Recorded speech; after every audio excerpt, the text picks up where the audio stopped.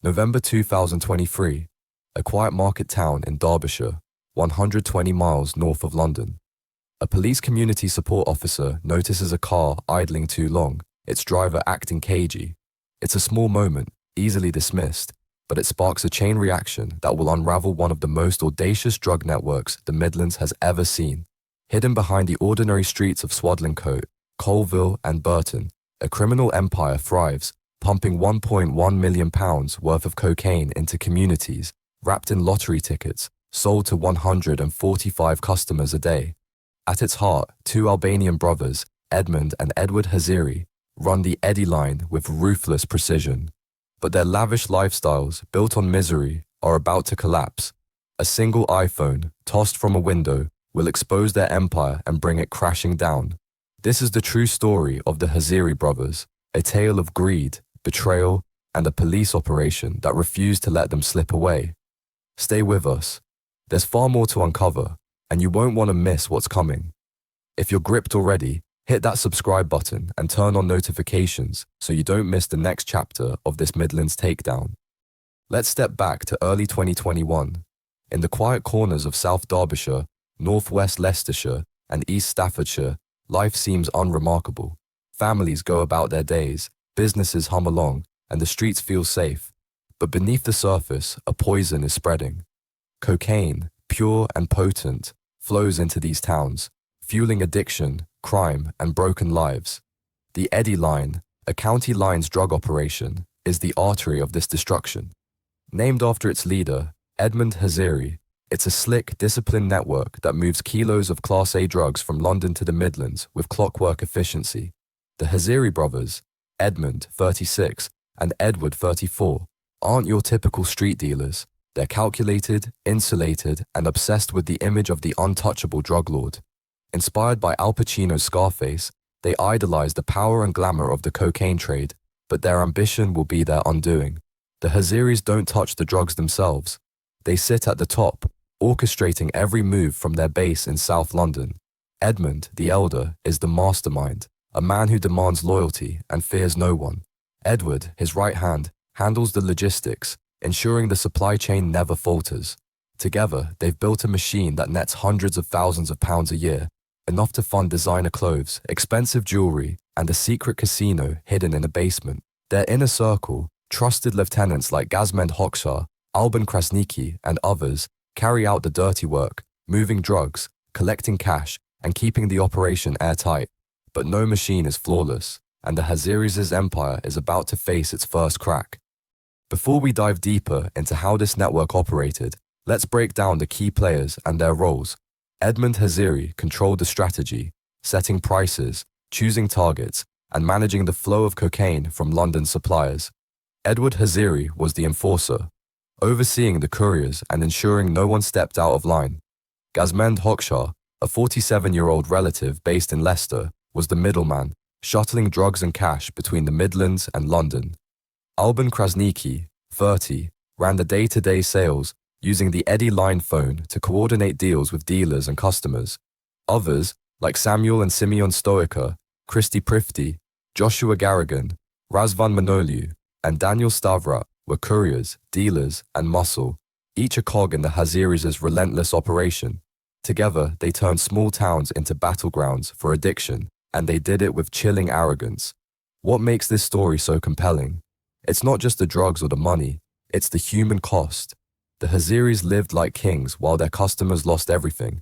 If you're as shocked as we are, drop a comment below and let us know what stands out to you so far. Stick with us as we peel back the layers of this criminal underworld. By mid-2021, the Eddy line is at its peak. The Haziris have perfected their system. Cocaine moves from London in carefully planned runs, hidden in vehicles that blend into the daily traffic. Gazmend Hoxha makes regular trips from his home in Leicester's Western Park to London, dropping off bundles of cash, often £50 notes stacked high, and picking up kilos of cocaine. Back in the Midlands, dealers like Alban Krasniki break the drugs into smaller wraps, cleverly disguised in lottery ticket stubs to avoid suspicion. These wraps are sold to up to 145 customers a day, from teenagers to desperate addicts, each transaction feeding the Haziris' growing wealth. The operation is disciplined, almost corporate. Phones are changed frequently, vehicles are swapped, and communication is guarded. The Haziris even set up a secret casino in a business premises, complete with poker and blackjack tables, a playground for their inner circle to flaunt their profits. But the Haziris' obsession with the Scarface lifestyle blinds them to the risks. They're not invisible. In swaddling coat, a police community support officer's gut instinct about a suspicious car sets off alarm bells. The vehicle, linked to drug activity, is traced to other cars, then to Hoxha in Leicester, and finally to the Haziris in London. Derbyshire police launch a covert investigation, codenamed Operation County Lines, led by Detective Inspector Kane Martin. For nearly a year, officers work in the shadows, piecing together the network through surveillance, phone data, and intelligence from informants. They track Hoxha's trips, monitor Krasniki's deals, and watch the Haziris' lavish spending. The brothers' love for luxury, designer clothes, high-end cars, stacks of cash, becomes a trail of breadcrumbs for the police. The Haziris believe they're untouchable, but human nature is their weakness. Alban Krasniki, the man running the Eddie Line phone, grows careless. He's seen making contactless payments in a convenience store, his iPhone in hand, oblivious to the CCTV capturing every move. That phone, the nerve center of the operation, holds the secrets to the entire network.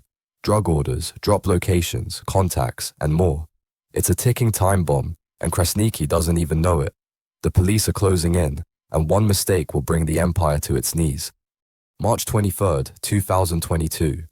The clock is ticking. Derbyshire police, backed by Leicestershire and Metropolitan Police, prepare for a nationwide strike.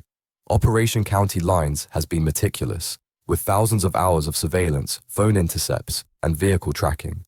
The Haziris' network is mapped out, every courier, every safe house, every deal. Detectives know the stakes, a haul worth £1.1 million, a network poisoning entire communities, and two brothers who think they're above the law. The plan is simple but daring. Simultaneous dawn raids across London, Leicester, and the Midlands to catch the gang off guard. The Haziris, Hoxha, Krasniki, and their inner circle are about to face the consequences of their arrogance. At 7 a.m., tactical teams move in. Doors are smashed open, and the Haziris are dragged from their homes in South London. Edmund, caught at a Bromley address, is stunned. Edward, arrested in Lewisham, tries to stay calm but knows the game is up. In Leicester, Gazmend Hoxha is pulled from his Denny Close home, his role as the middleman exposed. Across the Midlands, couriers and dealers, Samuel Stoica, Simeon Stoica, Christy Prifty, Joshua Garrigan, Razvan Manoliu, and Daniel Stavrat are rounded up. But the real prize is in Blackheath Hill, London, at Alban Krasniki's flat. As officers storm in, Krasniki panics and tosses his iPhone out the window. It's a desperate move, but the police are ready. A police dog sniffs out the phone in the street below, and it's bagged as evidence. The raids are a masterclass in precision. Officers uncover stacks of cash, expensive jewelry, and cocaine wraps ready for distribution. At a business premises linked to the gang, they find the secret casino, a symbol of the Haziris' brazen confidence. But the iPhone is the key. Officers know it's the Eddie Line phone, but it's locked. They have only a few attempts to crack the passcode before it wipes itself. Detectives comb through hours of surveillance footage, zeroing in on Krasniki's convenience store visit. There, on grainy CCTV, they see him enter the code. They try it, and the phone lights up, revealing a goldmine, drug orders, drop locations, dates, and contacts. The evidence is undeniable, and the Haziris' empire begins to crumble. The raids are just the beginning. The evidence from the iPhone, combined with months of surveillance, paints a damning picture. The Haziris' network wasn't just a local operation, it was a sophisticated pipeline stretching from London to the heart of the Midlands. The lottery ticket wraps, a clever disguise, hid cocaine that fueled addiction across South Derbyshire, Northwest Leicestershire, and East Staffordshire. The phone logs show 145 daily customers, each deal a small piece of a £1.1 million puzzle. The Haziris' lavish lifestyles, funded by this misery, are laid bare. Designer clothes, high-end cars, and a casino that screamed of their arrogance. But the fallout isn't clean. The Haziris' arrest sends shockwaves through the criminal underworld. Dealers panic, phones are smashed, and some try to vanish. The police move fast, raiding safe houses and seizing more drugs and cash. The Haziris, once untouchable, are now in custody, facing charges of conspiracy to supply Class A drugs. Their inner circle, Hoxha, Krasniki, the Stoikas, Prifti, Garrigan, Manoliu, and Stavrat, know the net is tightening. Some try to cut deals, others stay silent, but the evidence is overwhelming. The iPhone, the surveillance, the cash, it's all too much to deny. The Haziris' arrogance doesn't end with their arrest. Edmund and Edward, along with Hoxha, the Stoikas, and Prifti, choose to fight the charges, forcing a trial. They believe their money and connections can save them, but they're wrong. The police have built an airtight case and the public is watching. The Haziri's Scarface fantasy is crumbling, and the reality of justice is closing in. May 18th, 2023, Derby Crown Court is packed. The trial of the Haziri brothers and their gang is a media frenzy, with prosecutors laying out the full scope of the Eddie line. The evidence is staggering. Kilos of cocaine, £1.1 million in revenue, 145 daily customers, and a network that poisoned entire communities. The iPhone logs are the centerpiece, showing every deal, every drop, every contact. Surveillance footage ties the Haziris to Hoxha's runs, Krasniki's sales, and the courier's movements. The lottery ticket wraps, once a clever trick, are now exhibits in a courtroom, each one a testament to the gang's greed. Edmund Haziri, 36, sits stone-faced as prosecutors call him the ringleader. Edward, 34, is painted as the enforcer, ensuring the operation ran smoothly. Gazmend Hoxha, 47, is exposed as the vital link, moving drugs and cash with precision. Alban Krasniki, 30, is the face of the street deals, his iPhone the key to the empire's collapse. The Stoikas, Prifti, Garrigan, Manoliu, and Stavrat are shown as loyal soldiers, each playing a role in the destruction. The defense tries to downplay their client's involvement, claiming they were small players or coerced, but the judge isn't swayed. The evidence is too strong, the human cost too clear. The jury deliberates, and the verdict is unanimous. Guilty on all counts of conspiracy to supply cocaine. On May 18th, 2023, the sentences are handed down, totaling 71 years and 7 months. Edmund Haziri gets 15 years, his dreams of Scarface glory shattered. Edward Haziri is jailed for 15 years and 6 months, his role as enforcer sealed. Gazmend Hoxha receives 11 years for his cross-country runs. Alban Krasniki gets 7 years and 6 months, his iPhone blunder costing him dearly. Samuel Stoica, 25, is sentenced to 6 years and 6 months. Simeon Stoica, 22, gets 4 years and 6 months. Christy Prifti, 23, is jailed for 6 years. Joshua Garrigan, 26, receives 4 years and 6 months. Daniel Stavrat, 26, gets 4 years, and Razvan Manoliu, 30, is sentenced to 2 years and 3 months on November 17, 2023. After a separate hearing, the judge's words echo, "This gang poisoned our streets, leaving addiction, crime, and misery in their wake." The Haziris' lavish lifestyles, built on the backs of broken families, are over. Detective Inspector Kane Martin, who led the investigation, speaks out. The Eddie line was responsible for destroying families and relationships. The Haziris and their gang are now behind bars, and I hope this sends a clear message. We will catch you and we will stop you. This is justice, but it's not the end.